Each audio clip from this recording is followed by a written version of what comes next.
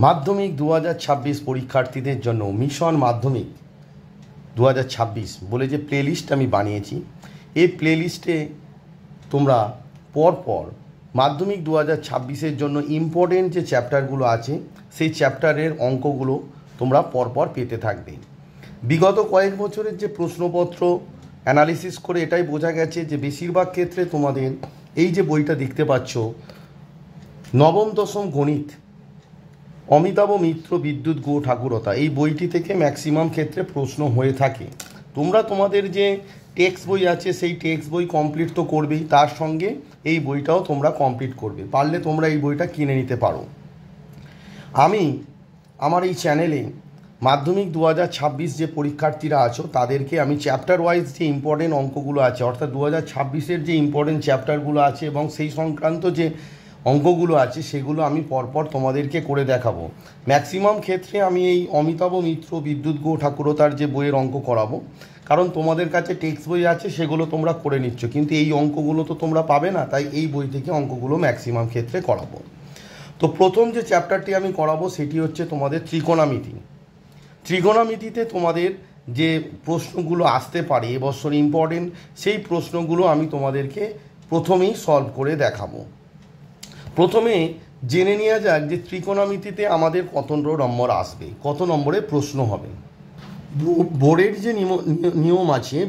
যে নিয়ম আছে সেই নিয়ম অনুযায়ী তোমাদের ত্রিকোণমিতি থেকে মাল্টিপল চয়েস কোশ্চেন একটি 1 নম্বরের, শূন্যস্থান পূরণ একটি, সত্য মিথ্যা একটি এবং 2 নম্বরে সংক্ষিপ্ত উত্তরধর্মী যে প্রশ্ন থাকে 2 নম্বরে 2টো প্রশ্নের উত্তর এবং দীর্ঘ উত্তরভিত্তিক প্রশ্ন, সেখানে তোমার 3 নম্বরে 2টো করতে হয় এবং 5 নম্বরে একটা। মোট তাহলে হচ্ছে 11, 4, 15, 16, 17, 18, মোট 18 নম্বরের প্রশ্ন তোমাদের হয়ে থাকে। তাহলে তোমাদের যে গণিতের যে প্রশ্নপত্র সেখানে ত্রিকোণমিতি একটি গুরুত্বপূর্ণ অংশ গ্রহণ করে আছে। তাহলে ত্রিকোণমিতিটাকে তোমাদের কি করতে হবে, সুন্দর করে তৈরি করতে হবে। চলো তাহলে ত্রিকোণমিতিটি তোমাদের প্রথমে শেখায় যে কিভাবে ত্রিকোণমিতির অঙ্কগুলো তোমরা করবে, সেগুলো তোমাদের যে কনসেপ্ট আছে সেটা আগে তোমাদেরকে দেখায়। ত্রিকোণমিতি প্রথম যে টপিকটা আছে সেটি হচ্ছে ত্রিকোণমিতিক কোণটা কি। ত্রিকোণমিতিক কোণ বলছে যে কোনো আলোক রশ্মি, ধরো এই ও একটা আলোক রশ্মি, এরকম একটা আলোক রশ্মি আছে যেটা হচ্ছে ও, তাহলে আলোক রশ্মির প্রান্তবিন্দু কি আছে, প্রান্তবিন্দু আছে তোমার ও। এবারে এই প্রান্তবিন্দু ওকে স্থির রেখে আলোক রশ্মিটি যদি ঘড়ির কাঁটার বিপরীত দিকে ধরো ওবি অবস্থানে যায়, ঘড়ির কাঁটার বিপরীত দিকে ওবি অবস্থানে গেল, তাহলে ঘড়ির কাঁটার বিপরীত দিকে গেল মানে মুভমেন্টটা ঘড়ির কাঁটার বিপরীত দিকে হলো। বিপরীত দিকে গিয়ে যে কোণটা করলো ধরো থিটা, এই থিটাটাকে বলা হবে ত্রিকোণমিতিক কোণ। তাহলে ত্রিকোণমিতিক কোণ কি না, কোনো আলোক রশ্মি তার প্রান্তবিন্দুকে স্থির রেখে, কোনো আলোক রশ্মি তার প্রান্তবিন্দুকে স্থির রেখে ঘড়ির কাঁটার বিপরীত দিকে মানে ঘূর্ণন যদি হয়, ঘড়ির কাঁটার বিপরীত দিকে যদি তার ঘূর্ণন হয়, ঘূর্ণনের ফলে তার যে অবস্থানটা হবে ধরো ওবি অবস্থান, তাহলে তার যে অবস্থানটা হলো সেই অবস্থানের সঙ্গে প্রাথমিক যে অবস্থান ও এ ছিল, প্রাথমিক অবস্থানের যে কোণ হয় সেটাকে বলা হয় ত্রিকোণমিতিক কোণ। বোঝা গেল ব্যাপারটা? তাহলে আমি যেটা বোঝালাম সেটি এখানে লিখে দিয়েছি, তোমরা নোট ডাউন করে নিতে পারো যে কোনো রশ্মির প্রান্তবিন্দুকে, দেখো এই যে ও এ রশ্মি তার প্রান্তবিন্দু ওকে স্থির রেখে একই তলে ঘড়ির কাঁটার বিপরীত দিকে ঘোরালে রশ্মিটির পরবর্তী অবস্থান, তার মানে ও এ হচ্ছে প্রাথমিক অবস্থান ছিল, পরবর্তী অবস্থান কি ওবি, রশ্মিটির পরবর্তী অবস্থান প্রাথমিক অবস্থানের সঙ্গে যে কোণ উৎপন্ন করে তাকে ত্রিকোণমিতিক কোণ বলে। তাহলে দেখো এই যে রশ্মিটির পরবর্তী অবস্থান কি ওবি, প্রাথমিক অবস্থান ও এর সঙ্গে যে কোণ উৎপন্ন করলো সেটাকে বলা হয় ত্রিকোণমিতিক কোণ। এই ঘড়ির কাঁটার বিপরীত দিকে যখন ঘোরানো হয়, ঘড়ির কাঁটার বিপরীত দিকে ঘুরলে যে কোণ উৎপন্ন হয় সেটা সবসময় ধনাত্মক হয়, অর্থাৎ পজিটিভ হয়। আর ঘড়ির কাঁটার বিপরীত দিকে যদি ঘোরে সে যে কোণ উৎপন্ন হবে সেটা কী হবে, ঋণাত্মক। কীরকম দেখো, ধরো ও এ একটা রশ্মি আছে, ও এ একটা রশ্মি আছে, তাহলে ওবি অবস্থানে মানে ঘড়ির কাঁটার বিপরীত দিকে যখন সে যাচ্ছে এই যে কোণটা হচ্ছে এটা হচ্ছে ধনাত্মক, এই যে থিটাটা হবে এটা কি হবে, এটা হবে ধনাত্মক। কিন্তু যদি ঘড়ির কাঁটা বিপরীত দিকে ঘোরে, অর্থাৎ এই দিকে যদি ঘোরে, মুভমেন্টটা যদি এদিকে হয়, এটা ঘড়ির কাঁটার বিপরীত ছিল, এটা ঘড়ির কাঁটার দিকে, ধরো সি অবস্থানে এলো, এক্ষেত্রে যে কোণটা হবে, এই ক্ষেত্রে যে কোণটা ধরো ফাই হবে, সেটা কিন্তু ঋণাত্মক হবে, ঋণাত্মক, সেটা কি হবে, ঋণাত্মক হবে। এইটা তোমাদের জানতে হবে। তো যে কনসেপ্টটা বললাম আমি এখানে লিখে দিয়েছি যে রশ্মিটি ঘড়ির কাঁটার বিপরীত দিকে ঘুরলে উৎপন্ন কোণটিকে ধনাত্মক কোণ বলে, এবং রশ্মিটি ঘড়ির কাঁটার দিকে ঘুরলে উৎপন্ন কোণ, যে কোণ সৃষ্টি হয় সেটাই হচ্ছে কি না ঋণাত্মক কোণ সৃষ্টি হয়। বোঝা গেল? এই ধরো একটা রশ্মি, আবার বলছি, এটা ও হচ্ছে তার প্রান্তবিন্দু স্থির, এটা একটা রশ্মি যার প্রান্তবিন্দু ও স্থির, এটা হচ্ছে এ, প্রাথমিক অবস্থান ও এ। এবার সে যদি ঘড়ির কাঁটার বিপরীতে ঘোরে, ধরো এখানে তোমার গেল ও বি অবস্থানে, তাহলে ও বি যদি তার অবস্থান হয়, এই যে কোণটা হবে অবশ্যই প্লাস থিটা হবে। কিন্তু সে যদি ঘড়ির কাঁটার দিকে, যেদিকে ঘড়ির কাঁটা ঘোরে সেদিকে যদি ঘোরে, যে কোণটা হবে সেটা ঋণাত্মক হবে, ধরো মাইনাস ফাই আমি বললাম, ঋণাত্মক হবে। বোঝা গেল? নিচের দিকে যখন ঘুরবে সেগুলো কি হবে, ঋণাত্মক হবে। এই কনসেপ্টটা তোমার ত্রিকোণমিতিক কোণ সম্বন্ধে জানতে হবে। তাহলে ত্রিকোণমিতিক কোণ যে ব্যাপার ছিল, ত্রিকোণমিতিক কোণ, সেটি তোমাদেরকে কনসেপ্টটা দিল। এবার যে ত্রিকোণমিতিক কোণ আছে সেই কোণের যে পরিমাপ, সেই পরিমাপের ক্ষেত্রে দুটো পদ্ধতি আমরা অবলম্বন করে থাকি। একটাকে বলা হয় ষষ্ঠিক পদ্ধতি, আরেকটিকে বলা হয় বৃত্তীয় পদ্ধতি। এবার ষষ্ঠিক পদ্ধতি আর বৃত্তীয় পদ্ধতি কি সেটি তোমাদেরকে দেখাবো। আমরা এই যে ত্রিকোণমিতিক কোণ সম্বন্ধে ধারণা অর্জন করলাম, এই ত্রিকোণমিতিক কোণের পরিমাপে দুটো পদ্ধতি আছে। একটাকে বলা হয় তোমার ষষ্ঠিক পদ্ধতি, একটাকে কি বলা হয়, ষষ্ঠিক পদ্ধতি, আর একটাকে বলা হয় তোমার ষষ্ঠিক পদ্ধতি, আর একটি হচ্ছে তোমার বৃত্তীয় পদ্ধতি। বৃত্তীয় পদ্ধতি, বৃত্তীয় পদ্ধতি। এবার দেখো এই ষষ্ঠিক যে পদ্ধতি, এই যে ষষ্ঠিক পদ্ধতিটা আছে, এই ষষ্ঠিক পদ্ধতিতে তোমার কোণ পরিমাপের একক হচ্ছে সমকোণ। তাহলে ষষ্ঠিক পদ্ধতিতে কোণ পরিমাপের একক কি? ষষ্ঠিক পদ্ধতিতে এই কনসেপ্টগুলো তোমাদের শর্ট কোশ্চেন করতে কাজে লাগবে। ষষ্ঠিক পদ্ধতিতে তোমাদের হয়তো বলে দিল যে ষষ্ঠিক পদ্ধতিতে কোণ পরিমাপের একক কি, তোমরা কি লিখবে, সমকোণ। তাহলে ষষ্ঠিক পদ্ধতিতে কোণ পরিমাপের একক, একক কি না, সমকোণ। তাহলে বৃত্তীয় পদ্ধতিতে কোণ পরিমাপের একটা একক থাকবে।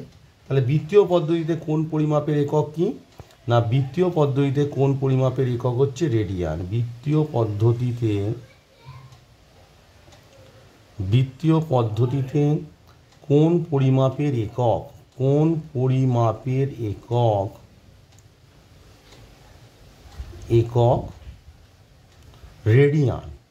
রেডিয়ান। কোণ পরিমাপের একক কি, রেডিয়ান। এবার দেখো এই যে সমকোণ আছে, এক সমকোণ মানে আমরা জানি এক সমকোণ মানে কত, এক সমকোণ সমান হচ্ছে তোমার 90 ডিগ্রি। তাহলে ষষ্ঠিক পদ্ধতিতে যে কোণগুলো থাকবে কীরকম আকারে থাকবে, ডিগ্রি আকারে থাকবে। এক সমকোণ সমান হচ্ছে 90 ডিগ্রি। এবার আমরা আরও জানি যে এক ডিগ্রি সমান হচ্ছে 60 মিনিট। এক ডিগ্রি সমান কত, 60 মিনিট। এই 60 মিনিটটাকে আমরা 60-এর মাথায় একটা প্রাইম দিয়ে দিই।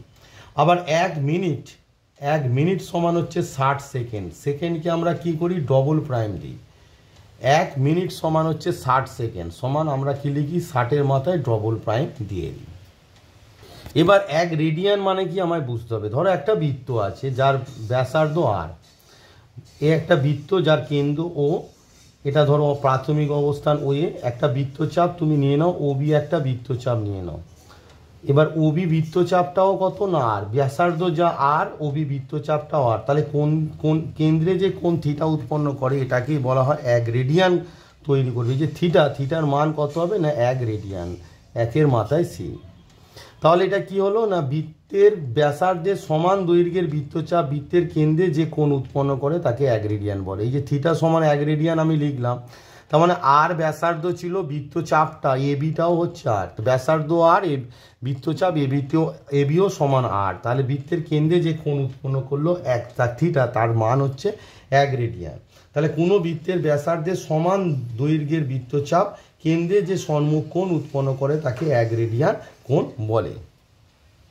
যে কনসেপ্ট আমি বললাম এখানে লিখে দিয়েছি তোমাদের, কোনো বৃত্তের ব্যাসার্ধের সমান দীর্ঘ বৃত্তচাপ কেন্দ্রে যে সম্মুখ কোণ উৎপন্ন করে তাকে 1 রেডিয়ান বলে। তাহলে 1 রেডিয়ান কি? কোনো বৃত্তের ব্যাসার্ধের সমান দৈর্ঘ্যে বৃত্তচাপ কেন্দ্রে যে কোণ উৎপন্ন করে তাকে 1 রেডিয়ান বলে। তাহলে দেখো, ধরো আমি একটা বৃত্ত আঁকলাম যার ব্যাসার্ধ আর, ধরো একটা বৃত্তচাপ এবি হয়েছে যার দৈর্ঘ্য হচ্ছে এস, অর্থাৎ এবি যে বৃত্তচাপ তার দৈর্ঘ্য হচ্ছে এস। তাহলে এ যে কেন্দ্রিত একটা সম্মুখ কোণ উৎপন্ন করবে, এই যে কোণটা উৎপন্ন করবে, এই যে থিটা, সম্মুখ যদি কোণ থিটা উৎপন্ন করে, তাহলে এস আর থিটার মধ্যে কি সম্পর্ক হবে? একটা ব্যাপার বোঝার আছে যে 1 রেডিয়ান মানে হচ্ছে ব্যাসার্ধের সমান দৈর্ঘ্যের বৃত্তচাপ। তাহলে থিটা রেডিয়ান সমান কত হবে? এই যে বৃত্তচাপের দৈর্ঘ্যকে ব্যাসার্ধ দিয়ে ভাগ করলে যা হবে সেটাই হবে থিটা, তাই না? 1 মাল্টিপল কত হবে? মানে ব্যাসার্ধের মাল্টিপল, এই যে বৃত্তচাপটা আছে ব্যাসার্ধের মাল্টিপল কত সেটাই হচ্ছে থিটার মান। তো এই যে বৃত্তচাপের দৈর্ঘ্য এস, সে ব্যাসার্ধের মাল্টিপল কত? ধরো বৃত্তচাপের দৈর্ঘ্য এস সমান, ধরো তুমি বৃত্তচাপের দৈর্ঘ্য এস সমান ধরো তুমি ধরলে 8, আর ব্যাসার্ধ 8 সমান কত? 2 ধরলে। তাহলে থিটা সমান কত হবে? না 8/2। কত ভাগ? মানে তোমার বৃত্তচাপটা ব্যাসার্ধের কত গুণ? সেটা হচ্ছে 8/2, মানে 4 গুণ, তার মানে 4 রেডিয়ান হবে। বোঝা গেছে? তাহলে এস দৈর্ঘ্যের কোনো বৃত্তচাপ আর ব্যাসার্ধ বিশিষ্ট কোনো বৃত্তের কেন্দ্রে সম্মুখ কোণ যদি থিটা উৎপন্ন করে, S/R সমান কত হবে? থিটা হবে। এটা অবশ্যই রেডিয়ানে, থিটাটা হচ্ছে রেডিয়ানে থাকবে। তাহলে আমার রিলেশনটা কি পেলাম? S/R সমান থিটা। তাহলে থিটার মান কত হবে? না S/R হবে। তাহলে আমি যে রিলেশনটা পেলাম, তাহলে কি হলো? না এস দৈর্ঘ্যের কোনো বৃত্তচাপ আর ব্যাসার্ধ বিশিষ্ট কোনো বৃত্তের এস দৈর্ঘ্যের কোনো বৃত্তচাপ কেন্দ্রে যদি থিটা কোণ উৎপন্ন করে, তাহলে আমরা পেলাম S/R সমান হচ্ছে থিটা। তাহলে বৃত্তচাপের দৈর্ঘ্য আর ব্যাসার্ধ জানা থাকলে আমরা থিটার মান পেয়ে যেতে পারি এই রিলেশন থেকে। এবারে একটা জিনিস লক্ষ্য করো, ধরো একটা বৃত্তের ব্যাসার্ধের দৈর্ঘ্য তোমার 1, এই ব্যাসার্ধের দৈর্ঘ্যটা তোমার 1, ঠিক আছে? এবার এ ধরো ওবি অবস্থানে, বৃত্তচাপটা হচ্ছে এবি বৃত্তচাপ, যেখানে এবি হচ্ছে তোমার এ বি, তাহলে এই যে বড় বৃত্তচাপ হয়ে যাচ্ছে, সেই জন্য একটা পি নাম দিয়ে দিলাম। তাহলে এ পি বি যে বৃত্তচাপটা কেন্দ্রে কি কোণ উৎপন্ন করবে? এই যে কোণটা, যেখানে এবি হচ্ছে তোমার বৃত্তের ব্যাস, এবি সমান কি? না ব্যাস। তাহলে কেন্দ্রে আমরা জানি ব্যাস মানে একটা সরল রেখা, তাহলে কেন্দ্রে সে কত কোণ উৎপন্ন করবে? আমরা জানি ষষ্ঠিক পদ্ধতিতে 180 ডিগ্রি কোণ উৎপন্ন করবে। কিন্তু বৃত্তীয় পদ্ধতিতে সে কত কোণ উৎপন্ন করবে? সে যদি বৃত্তীয় পদ্ধতিতে, এটা আমরা জানি, সে যদি থিটা কোণ উৎপন্ন করে, থিটা সমান কত হবে? APB/, সে যদি থিটা কোণ উৎপন্ন করে, থিটা সমান কত হবে? APB, মানে বৃত্তচাপের দৈর্ঘ্য বাই ব্যাসার্ধ। ব্যাসার্ধের দৈর্ঘ্য কত? ব্যাসার্ধের দৈর্ঘ্য 1, তাই না? তো লক্ষ্য করে দেখো, এই যে বৃত্তচাপ APB মানে হচ্ছে কি? বৃত্তের পরিধির অর্ধেক, তার মানে কত হবে? πr হবে। 2πr হচ্ছে ফুল পরিধি, তাহলে অর্ধেক পরিধি πr, আর মানে কত? 1। πr আর মানে কত? 1। আর এখানে যে তোমার ব্যাসার্ধের দৈর্ঘ্য 1, তার মানে কত হচ্ছে? থিটা মানে পাই। কিন্তু আমরা জানি এই যে এটা একটা সরল কোণ 180 ডিগ্রি, তার মানে আমরা একটা রিলেশন পেলাম যে পাই রেডিয়ান সমান হচ্ছে 180 ডিগ্রি, অর্থাৎ ষষ্ঠিক মান আর বৃত্তীয় মানের মধ্যে একটা সম্পর্ক আমি পেয়ে গেলাম। কি রিলেশন পেলাম? না পাই রেডিয়ান সমান আমি পেয়ে গেলাম 180 ডিগ্রি। তাহলে এখান থেকে আমরা 1 রেডিয়ান মানে ষষ্ঠিক মান থেকে বৃত্তীয় মান এবং বৃত্তীয় মান থেকে ষষ্ঠিক মানের যে পরিবর্তন করার যে অঙ্কগুলো আমরা ইজিলি পেয়ে যাব। আমরা জানি পাই রেডিয়ান সমান 180 ডিগ্রি। তাহলে যখন বৃত্তীয় মান থেকে ষষ্ঠিক মান বলবে, তখন পায়ের জায়গায় আমরা 180 ডিগ্রি বসিয়ে দেবো। আবার ষষ্ঠিক মান থেকে যখন বৃত্তীয় মান বলবে, তাহলে আমরা পাচ্ছি দেখো 1 ডিগ্রি সমান কত? π/180 রেডিয়ান। এই রেডিয়ানের সিটা তোমরা দিতেও পারো, নাও পারো। সিটা যদি না দাও, তাহলে শুধু কি আসবে? পাই, যার আসন্ন মান হচ্ছে 22/7। এটা কিন্তু পায়ের মান নয়, এটা পায়ের আসন্ন মান, অ্যাপ্রক্সিমেট ভ্যালু। পায়ের প্রকৃত ভ্যালু নয়, কারণ পায়ের প্রকৃত ভ্যালু মানে বের করা যায় না, এটি একটি অমূলত রাশি, এর প্রকৃত মান বলে কিছু হয় না। পায়ের মান আমরা যে 22/7 জানি, এটি হচ্ছে অ্যাপ্রক্সিমেট ভ্যালু বা আসন্ন মান। তাহলে কত আমরা এখানে পাই, এর আসন্ন মান আমরা ধরবো কত, 22/7। তাহলে আমি কি কি পেলাম সেটি একটু সংক্ষেপে তোমাদেরকে বোঝাই। তাহলে আমরা কি কি রেজাল্ট পেলাম না, ষষ্ঠিক মান থেকে বৃত্তীয় মানের যে সম্পর্ক একটা পেলাম, কি পেলাম, ষষ্ঠিক মান ও বৃত্তীয় মান, মানে কোনো কোণের মন মাপার পরিমাপের দুটো পদ্ধতি, একটা হচ্ছে ষষ্ঠিক আর একটা বৃত্তীয়। ষষ্ঠিক পদ্ধতি যেটা পাবো সেটা ষষ্ঠিক মান, আর বৃত্তীয় পদ্ধতিতে যেটা পাবো সেটা হচ্ছে বৃত্তীয় মান। তাহলে ষষ্ঠিক মান আর বৃত্তীয় মান কোণের যে রিলেশনটা কি আমরা পেলাম, পাই, অথবা আমরা লিখে থাকি শুধু পাই লিখতে পারো, বা পায়ের মাথায় সি মানে রেডিয়ান, সমান হচ্ছে কত, 180 ডিগ্রি। ষষ্ঠিক মানে 180 ডিগ্রি। তাহলে 1 ডিগ্রি সমান কত হচ্ছে না, π/180। π/180 মাথায় রেডিয়ান দিতে পারো, অথবা মাথায় সি দিতে পারো, অথবা π/180 লিখলেই হবে। এখানে পায়ের আসন্ন মান, পায়ের আসন্ন মান অ্যাপ্রক্সিমেট ভ্যালু, নট প্রকৃত মান। পায়ের এখানে যে মান হচ্ছে সেটা আসন্ন মান। তাহলে পায়ের আসন্ন মান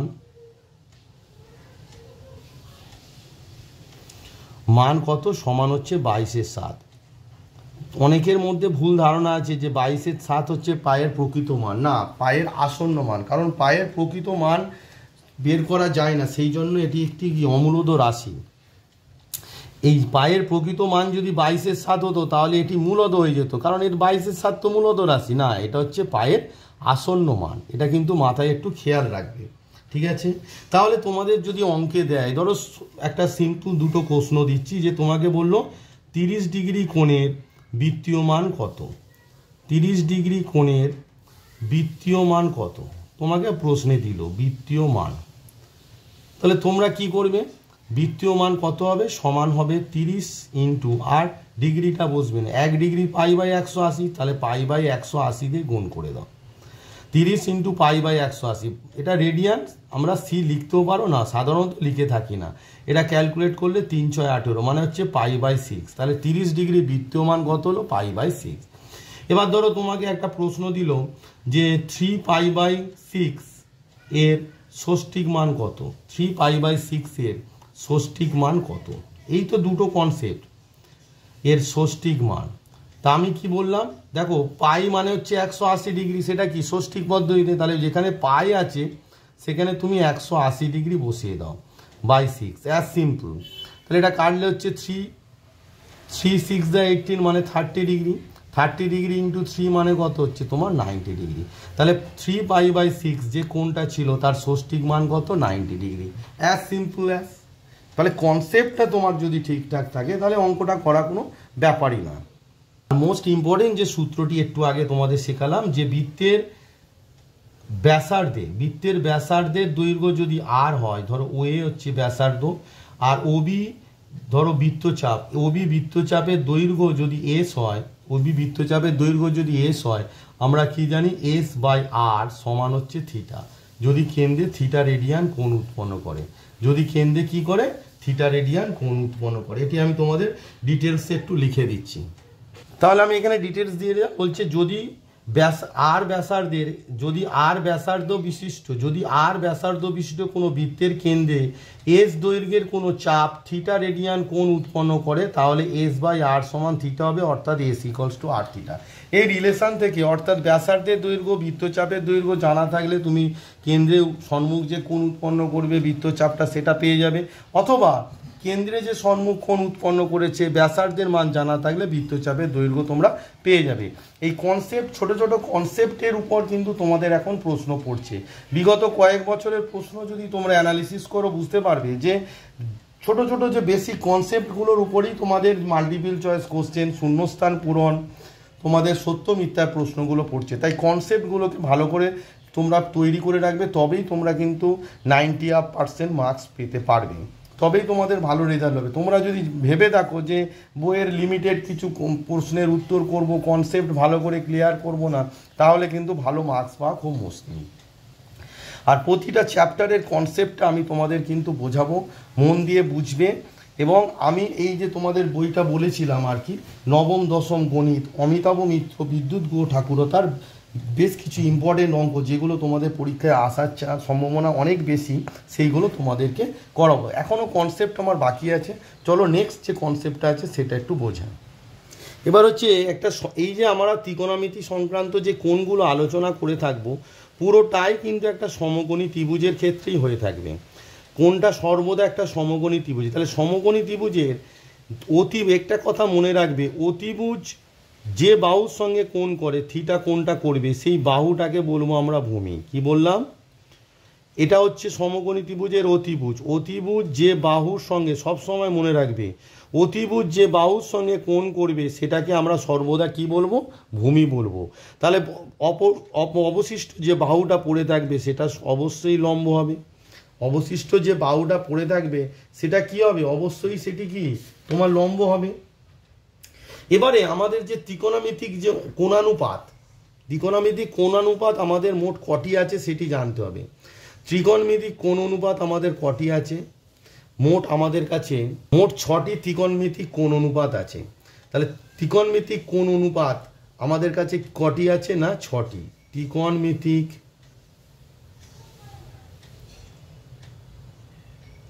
কোণ অনুপাত, ত্রিকোণমিতিক কোণানুপাত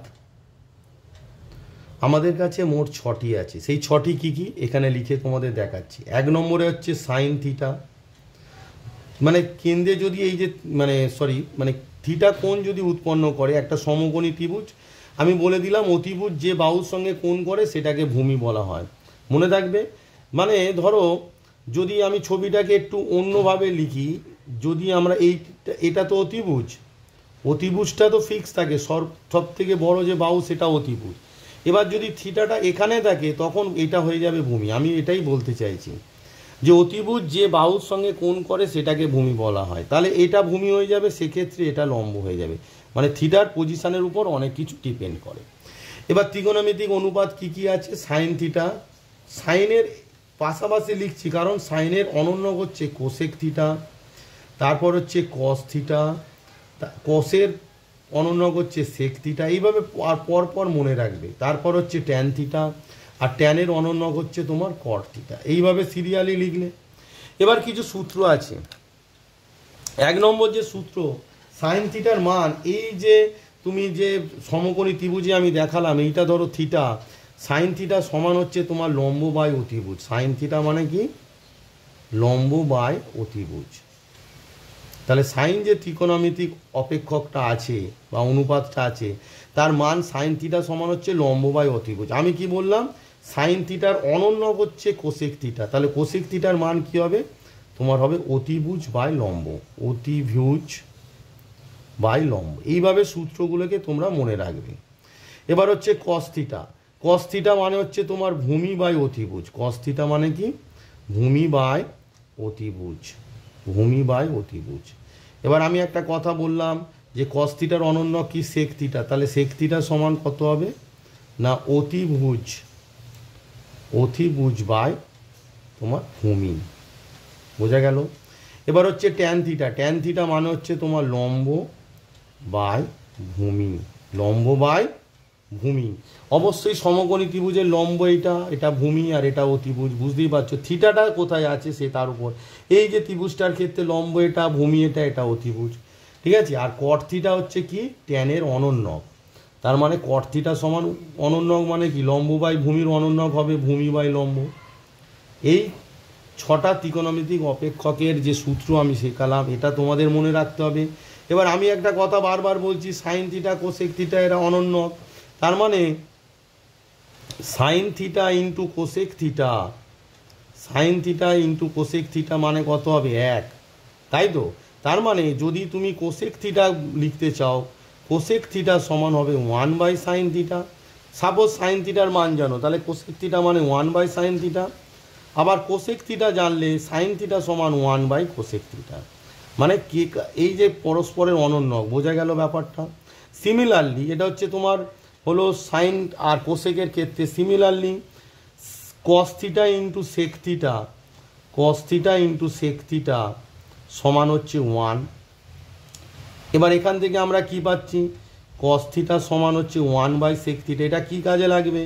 যদি সেক থিটার মান যদি জানা থাকে, সেক থিটা, এটা যদি সেক থিটার মান জানা থাকে, যেহেতু এ হয়ে গেছে পরিষ্কার করে দিচ্ছি, 1/sec থিটা। ওকে, যদি সেক থিটার মান জানা থাকে কস থিটা সমান হচ্ছে, এখানে বসিয়ে দেবে 1/sec থিটা। আর সেক থিটা সমান কি, সমান হচ্ছে 1/cos থিটা। অর্থাৎ কস থিটার মান জানা থাকলে সেক থিটার মানও আমরা পেয়ে যেতে পারি। এবার হচ্ছে তোমার নেক্সট যে অনন্যক যেটা আছে ট্যান আর কট, মানে হচ্ছে ট্যান থিটা সমান হচ্ছে তোমার 1/cot থিটা। ট্যান থিটা সমান হচ্ছে 1/cot থিটা। আবার কট থিটা সমান কত হবে, 1/tan থিটা।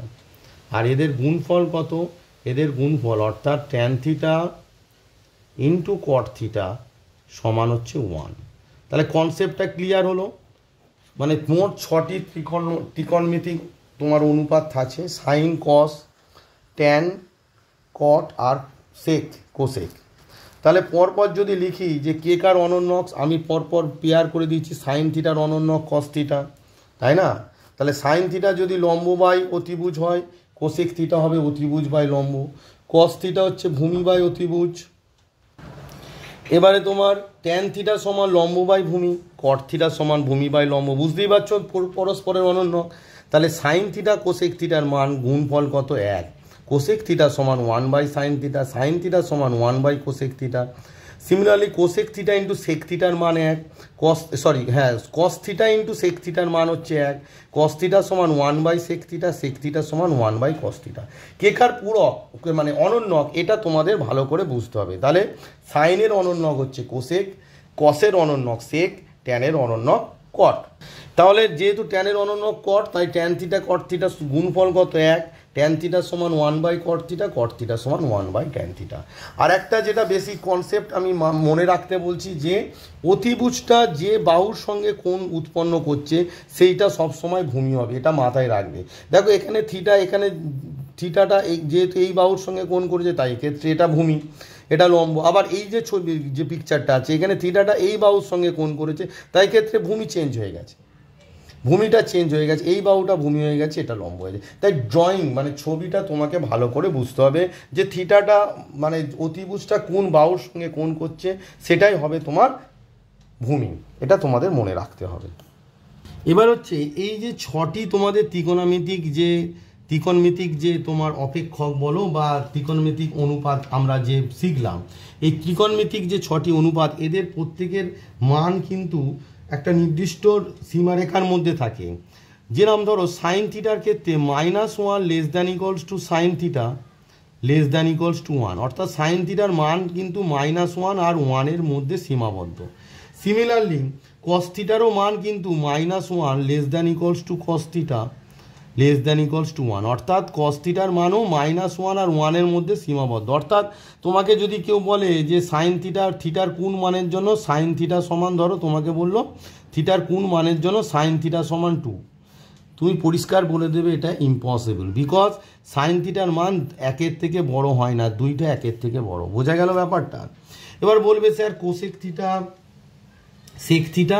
কোসেক থিটা দুটো ভাবে হয়, সেটা হচ্ছে কোসেক থিটা আইদার মানে less than equals to -1।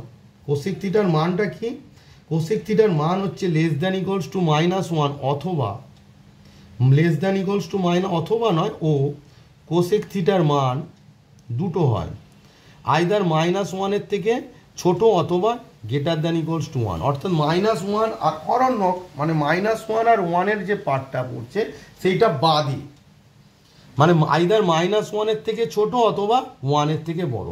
Similarly সেক থিটারও একই ব্যাপার, সেক থিটার হচ্ছে লেস দ্যান ইকুয়ালস টু -1 ও sec theta greater than equals to 1। অর্থাৎ সেক থিটার মানটা -1-এর থেকে ছোট, সেক থিটার মানটা -1-এর থেকে ছোট, অথবা এটা ও নয় অথবা হবে, মানে মানটা দুরকমভাবে হয়, অথবা এটাও অথবা হবে। কোসেক থিটার মান হচ্ছে -1-এর থেকে ছোট অথবা 1-এর থেকে বড়, সেক থিটার মান হচ্ছে -1-এর থেকে ছোট অথবা 1-এর থেকে বড়।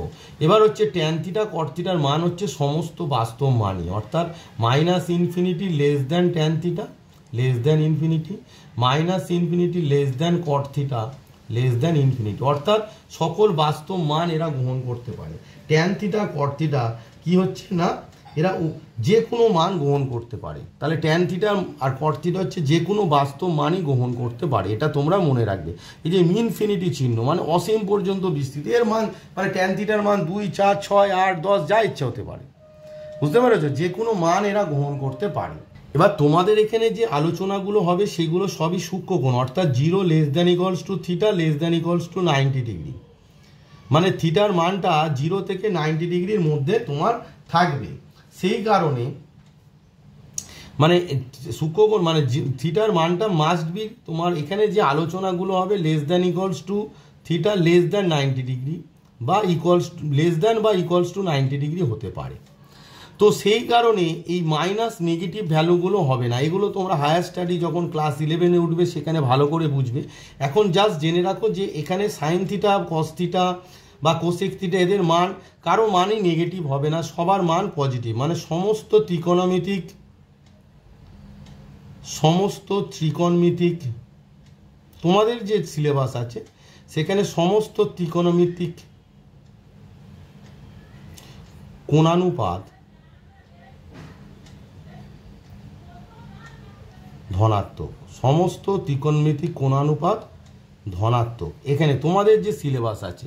কারণ এখানে থিটাটা অবশ্যই সূক্ষ্মকোণ, মানে হচ্ছে 0 লেস দ্যান ইকুয়ালস টু, আমি যেটা মাইনাস অ্যাকচুয়াল ভ্যালু হচ্ছে তোমার -1 থেকে 1, কিন্তু তোমাদের এখানে 0 less than equals to sine theta less than equals to 1, 0 less than equals to cos theta less than equals to 1, sec theta is greater than equals to 1, cosec theta sec theta is greater than equals to 1, cosec theta is greater than equals to 1, আর 0 less than equals to tan theta less than infinity, মানে negative দিকটা হবে না, আর 0 less than equals to cot theta less than infinity। তোমাদের এখানের ক্ষেত্রে particular যদি case ধরো সেটা আগে যেটা বললাম সেইগুলো, কিন্তু তোমাদের ক্লাস 10-এর যে থিটার মান সবসময় সূক্ষ্মকোণ, তাই এই রেঞ্জগুলো ফলো করবে। কিন্তু যদি বলে না দেওয়া থাকে থিটার সম্বন্ধে যে থিটার সূক্ষ্মকোণ বা এই 0 ডিগ্রি থেকে 90 ডিগ্রির মধ্যে নেই, সেক্ষেত্রে কিন্তু আমি আগে যে ফর্মুলাগুলো শেখালাম, মানে এখানের যে ফর্মুলাগুলো শেখালাম সেই রেঞ্জগুলো তোমার হবে। এগুলো তোমাদের একটু মাথায় রাখতে হবে। এবার হচ্ছে বিভিন্ন ত্রিকোণমিতিক যে অপেক্ষকগুলো আছে তাদের মধ্যে কিছু রিলেশন আছে, সেই রিলেশনগুলো তোমাদেরকে বলবো। তোমার সাইন থিটা আর কস থিটার মধ্যে রিলেশন আছে, সেটা কি? সেটা হচ্ছে তোমার sine square theta plus cos square theta সমান হচ্ছে 1। এর প্রমাণগুলো করা যায় কিন্তু তোমাদের আর দেখাচ্ছি না, ঠিক আছে? এখান থেকে আমরা একটা জিনিস পাবো যে সাইন থিটার কস থিটার মান যদি বলে দেয় তাহলে সাইন থিটার মান হবে 1 মাইনাস কস স্কোয়ার থিটা। আবার যদি সাইন থিটার মান বলে দেয় কস থিটা সমান হবে √1 মাইনাস সাইন স্কোয়ার থিটা। তাহলে এই সূত্রগুলোকে তোমাদের মনে রাখতে হবে। এবার হচ্ছে 2 নম্বরে হচ্ছে তোমার কোসেক আর তোমার কটের মধ্যে একটা রিলেশন আছে, সেটা কি? সেটা হচ্ছে তোমার cosec square theta minus cot square theta সমান 1, অর্থাৎ cosec square theta minus cot square theta সমান 1।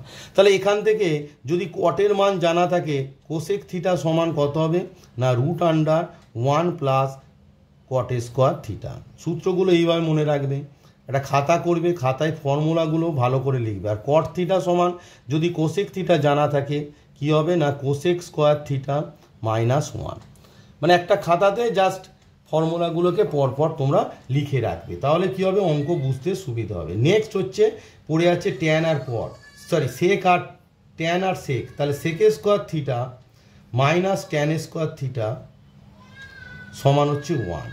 এখান থেকে আমরা পেয়ে যাব সেক থিটা সমান হচ্ছে √1 প্লাস ট্যান স্কোয়ার থিটা, আর ট্যান থিটা সমান হচ্ছে √, সেক স্কোয়ার থিটা -1। এবার বলবে স্যার এই সূত্রগুলো কিভাবে হচ্ছে একটু বলবেন? তোমাদের একটা সূত্র জাস্ট আমি প্রুভ করে দেখিয়ে দিচ্ছি। আমি একটা সূত্র লিখেছি যে sine square theta plus cos square theta সমান 1। তো লেখো sine square theta plus cos square theta সমান কত? সাইন থিটা মানে আমরা জানি কি লম্ব বাই অতিভুজ, এটা তো আমরা জানি তাই না? তাহলে লম্ব বাই অতিভুজ তার স্কোয়ার। আর এটা কস থিটা মানে আমরা কি জানি, ভূমি বাই অতিভুজ। তাহলে ভূমি বাই অতিভুজ, ভূমি বাই অতিভুজ তার স্কোয়ার। তাহলে নিচে দেখো অতিভুজ যেটা আছে, অতিভুজের স্কোয়ারটা কি হয়ে গেল, তোমার লসাগু হয়ে গেল। তাহলে দেখো অতিভুজ স্কোয়ার, অতিভুজ স্কোয়ার, তাহলে লবে কি হবে বলো, লম্ব স্কোয়ার প্লাস ভূমি স্কোয়ার। এবার দেখো আমরা কি জানি, লম্ব স্কোয়ার প্লাস ভূমি স্কোয়ার মানে কি, অতিভুজ স্কোয়ার। তাহলে আমরা লিখে দিলাম অতিভুজ স্কোয়ার, অতিভুজ স্কোয়ার বাই অতিভুজ স্কোয়ার। তাহলে অতিভুজ অতিভুজ কি হবে, কেটে যাবে, অতিভুজ স্কোয়ার বাই তোমার অতিভুজ স্কোয়ার। তাহলে এই অতিভুজ অতিভুজ কেটে গিয়ে কত হলো, 1 হলো। তাহলে sine square theta plus cos square থিটার সমান 1 হলো। এই একই টেকনিকে অন্যান্য যে ত্রিকোণমিতিক অনুপাতগুলো আছে তোমরা একটু করে নেবে। আমি যেটা চেষ্টা করছি যে বিভিন্ন পার্টে তোমাদের ফুল কনসেপ্ট, আগে কনসেপ্টটার উপরেই তো অঙ্ক, কনসেপ্ট জানলেই অঙ্ক হয়ে যাবে। ফুল কনসেপ্টগুলোকে তোমাদেরকে ক্লিয়ার করে দিতে চাইছি, যে কনসেপ্ট যেন তোমাদের ক্লিয়ার থাকে। লাস্ট যে কনসেপ্ট সেটা হচ্ছে বিভিন্ন ত্রিকোণমিতিক অনুপাতের, ধরো কোনো একটার মান দেওয়া আছে, তার সাহায্যে অন্য ত্রিকোণমিতিক অপেক্ষকের কিভাবে মান তুমি বের করবে সেটা চলো শেখায়। এবারে হচ্ছে একটা কনসেপ্ট বলছে একটি কোণানুপাতের মান থেকে অপর কোণানুপাতের মান নির্ণয়। সাপোজ তোমাকে বলে দেওয়া হয়েছে ধরো ট্যান থিটা সমান এ বাই বি, তাহলে তোমাকে অন্যান্য যে কোনো কোণানুপাত আছে মানে sine theta, cos theta, sec theta, তোমার কট থিটা, কোসেক থিটা, এদের মান তোমার বের করতে হবে। তো দুরকমভাবে করা যেতে পারে। প্রথমত তোমরা সবথেকে ইজিয়েস্ট যেটা মেথড হচ্ছে সেটা একটা সমকোণী ত্রিভুজ আঁকবে, অবশ্যই আঁকতে হবে। তো একে থিটা দিয়ে দিলে, এই অ্যাঙ্গেলটা যদি থিটা হয়, আমি বলেছি এটা অবশ্যই সবথেকে বড় যে বাহু সেটা সব সময়ের জন্য অতিভুজ হবে, এবং অতিভুজ যার সঙ্গে কোণ করছে সেটা সবসময় ভূমি হবে। তাহলে এটা হয়ে গেল লম্ব। এবারে দেখো ট্যান থিটা মানে আমরা কি জানি বলো, ট্যান থিটা মানে আমরা সূত্রটা কি জানি এমনিতে, ট্যান থিটা মানে আমরা জানি হচ্ছে লম্ব বাই ভূমি, এটা আমরা জানি তাই না। ট্যান থিটা সমান হচ্ছে লম্ব বাই ভূমি, এটা আমরা জানি। তাহলে দেখো লম্ব সমান কত হয়ে গেল, লম্ব সমান এ আছে, দেখো এটা তো রেশিও আকারে আছে, তো এটা সিম্পলেস্ট ফর্মে আছে, সেই জন্য এটা কে একটা গুণ করতে হবে। লম্ব সমান এ কে একক, আর ভূমি সমান পার্টিকুলার ভ্যালু এটা হতে পারে না, মানে এ হবে না। যেমন ধরো তোমার আছে হয়তো এসেছে 20/40, লম্ব 20 আর ভূমি 40, কিন্তু যখন রেশিও আকারে আমরা লিখি কি সিম্পলিফাই করে দিই, 2 দিয়ে মাল্টিপ্লাই করে কত হয়ে গেল হাফ।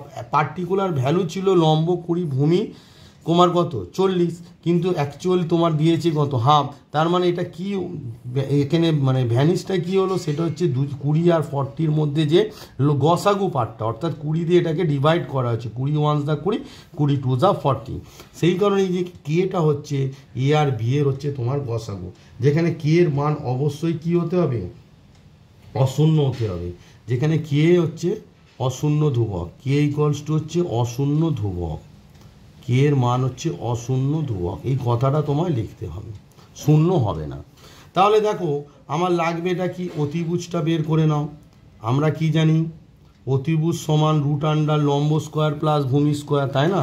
তাহলে √, তুমি বের করে নাও লম্ব স্কোয়ার প্লাস ভূমি স্কোয়ার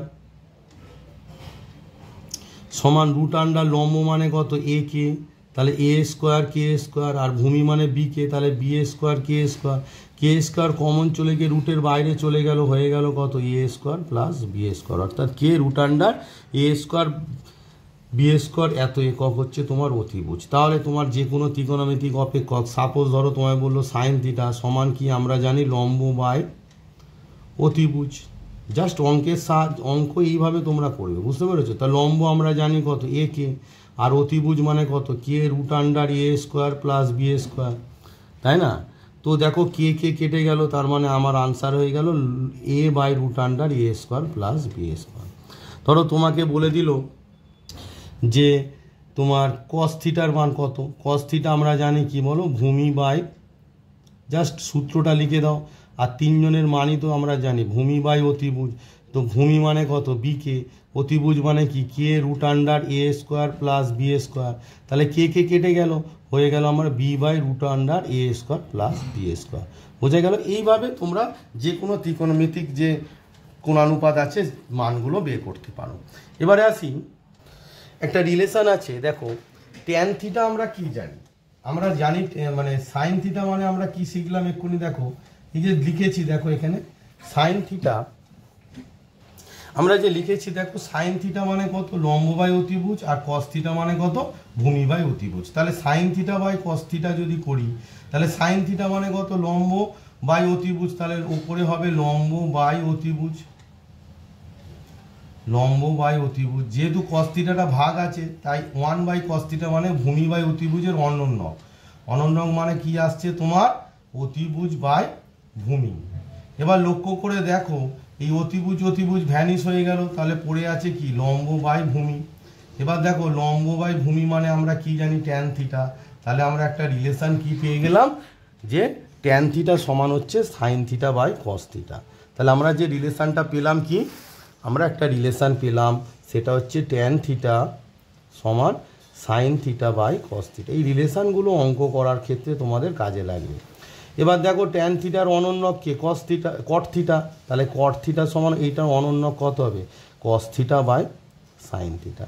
তো এই যে দুটো রেজাল্ট পেয়ে গেলাম, আবার এই দুটো রেজাল্টকে তোমরা মনে রাখবে। এই হলো তোমাদের ফার্স্ট পার্ট যেটা আছে তার বেসিক কনসেপ্ট। এবার তোমাদের কিছু ইম্পর্টেন্ট অঙ্ক তোমাদেরকে করে দেখায়। তো এখানে একটি প্রশ্ন দিয়েছে, বলেছে একটি ত্রিভুজের দুটি কোণের পরিমাপ যথাক্রমে π/4 এবং 60 ডিগ্রি, তৃতীয় কোণটির ষষ্ঠী ও বৃত্তীয় মান। তাহলে প্রথমে তোমায় যেটা করতে হবে এই দুজনকে আগে সেম ক্যাটাগরিতে ফেলতে হবে। তো একটা আছে বৃত্তীয়, একটা আছে ষষ্ঠী, তাহলে দুজনকেই আগে কি করতে হবে আইদার ষষ্ঠীক আর বৃত্তীয় করতে হবে। তবে দুজনকেই প্রথমে আমি ষষ্ঠীক মানে করি। তাহলে π/4 এর ষষ্ঠীক মান কত, π/4 এর ষষ্ঠীক মান আমি শিখেছি, পায়ের জায়গায় তুমি কত বসিয়ে দেবে সিম্পল 180 ডিগ্রি বসিয়ে দেবে বাই 4। এটা সিম্পলিফাই করলে 4 4 16 মানে 45 ডিগ্রি হয়ে গেল। তাহলে তোমার 45 ডিগ্রি দেওয়ার পর তৃতীয় কোণের ষষ্ঠীক মান, তৃতীয় কোণের ষষ্ঠীক মান, দেখো ত্রিভুজের তিনটি কোণের সমষ্টি আমরা জানি কত, ত্রিভুজের তিনটি কোণের সমষ্টি আমরা জানি 180 ডিগ্রি। তাহলে 180 ডিগ্রি থেকে প্রদত্ত কোণদ্বয় বিয়োগ করো, π/4 মানে কত 45 ডিগ্রি বের করেছি, আর দেওয়া আছে 60 ডিগ্রি। তাহলে তিনটি কোণের সমষ্টি যদি 180 হয়, তৃতীয় কোণটার ষষ্ঠীক মান কী হবে 180 থেকে প্রদত্ত কোণদ্বয়ের সমষ্টি বিয়োগ করো, মানে এটা কত হচ্ছে তোমার 105 হচ্ছে, তাই না? তাহলে 105 তুমি বিয়োগ করে দাও, 105 ডিগ্রি বিয়োগ করলে তোমার কত হচ্ছে না 75 ডিগ্রি। তাহলে তৃতীয় কোণের ষষ্ঠীক মান 75 ডিগ্রি এবং বৃত্তীয় মান, আমরা বৃত্তীয় মান কিভাবে বের করা শিখেছি সেইটা অ্যাপ্লাই করো। বৃত্তীয় মান সমান তোমার কত হবে 75কে π/180 দিয়ে গুণ করে দাও, এটাকে সিম্পলিফাই করলে যা হবে তাই আনসার। 5 দিয়ে কাটো, 5 5 15, এটা হচ্ছে 5 3 36, আর এটা আবার 3 দিয়ে কাটো, 3 5 15, 3 12 তোমার 36, মানে তোমার হয়ে গেল কত 5π/12। তাহলে তৃতীয় যে কোণটা তার বৃত্তীয় মান কত হয়ে গেল 5π/12। তাহলে দেখো কত ইজিলি, মানে কনসেপ্ট তোমার যদি ঠিকঠাক থাকে কত ইজিলি অঙ্কটা তোমরা করে উঠতে পারলে। এই ভিডিও লাস্ট এবং খুব ইম্পর্টেন্ট অঙ্ক, এটি মাধ্যমিক 2015 এসেছিল। বলছি একটি বৃত্তস্থ চতুর্ভুজের পরপর তিনটি কোণের অনুপাত 1:2:3, বলছে তার প্রথম ও তৃতীয় কোণের মান কত। তো দেখো, তো যেই যে পরপর তিনটে কোণ আছে, তাহলে মনে করি পরপর তিনটি কোণ যথাক্রমে, পরপর তিনটি কোণ আমরা জানি রেশিও থাকলে কি করি এক্স দিয়ে গুণ করে দিই। তাহলে মনে করি পরপর তিনটি কোণ যথাক্রমে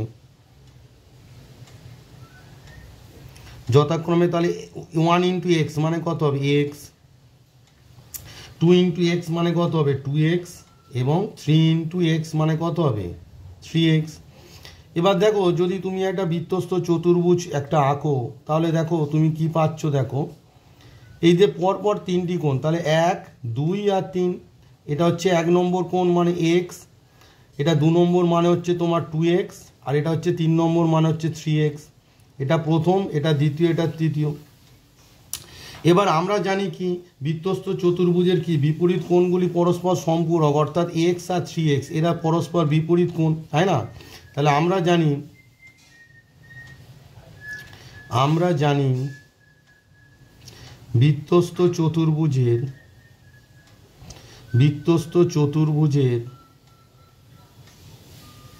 যেটা জানো সেটা লিখবে জাস্ট।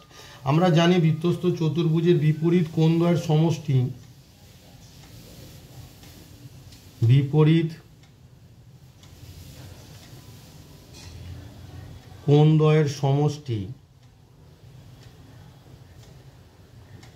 সমান 180 ডিগ্রি।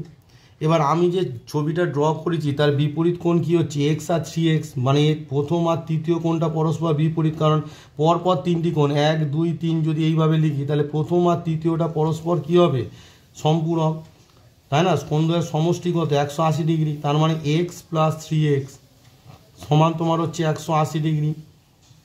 এখান থেকে তুমি কি পাচ্ছ 4x সমান কত পাচ্ছ 180 ডিগ্রি। এখান থেকে তুমি x সমান কত পাবে, এটাকে যদি 4 দিয়ে কাটো, 4 4 যা 16, 4 5 যা 20, মানে 45 ডিগ্রি। তাহলে দেয়ারপর প্রথম কোণ মানে কত x, আর তৃতীয় কোণ মানে কত 3x। দেয়ারপর প্রথম কোণ সমান কত হয়ে গেল 45 ডিগ্রি, এবং তোমায় কি বলেছে তৃতীয় কোণ, প্রথম কোণ এবং তৃতীয় কোণ 3x কত, দেখো 3x আছে, 3 ইন্টু এক্স মানে হচ্ছে 3 ইন্টু 45 ডিগ্রি। তো এটা মাল্টিপ্লাই করলে 3 5 15, 3 4 12 13, মানে হচ্ছে 135 ডিগ্রি। তাহলে প্রথম কোণ তোমার হলো 45 ডিগ্রি, প্রথম কোণটা তোমার হয়েছে 45 ডিগ্রি, আর তৃতীয় কোণটা তোমার কত হলো 135 ডিগ্রি। এটি তোমাদের মাধ্যমিক 2015 এসেছিলো, তাই খুবই ইম্পর্টেন্ট অঙ্ক।